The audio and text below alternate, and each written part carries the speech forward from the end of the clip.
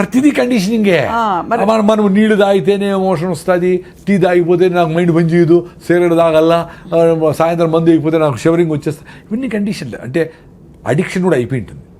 నీకు బ్రెయిన్లో రిసెప్టార్స్ ఉంటాయి కదా, అవి అడుగుతాయి.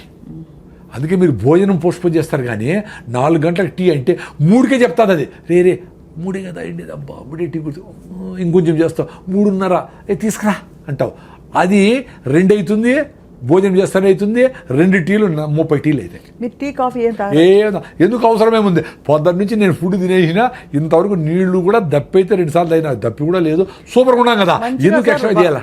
వర్షం వస్తున్నప్పుడు మంచిగా వేడివేడి టీ, దాంతోపాటు బజ్జీలు ఇవన్నీ అనిపించదా మీకు? వర్షం వస్తే అన్ని బాక్సులో పెట్టేసి సెల్ ఫోన్లు అన్నీ నాందాం అనిపిస్తుంది. రాయలసీమ వాళ్ళు కదా మేము, నిజంగానే నేనేదో మీకు జోక్ అని చెప్పడంలే. వర్షం వస్తే నాందాం అనిపిస్తుంది నాకు. I enjoy.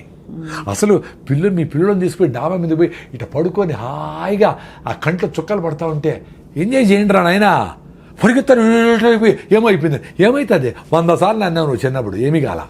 నీకు జ్వరం వచ్చింది, జలుబు వచ్చిందంటే ఇమ్యూనిటీ తగ్గి వచ్చింది, వర్షం వల్ల కాదు.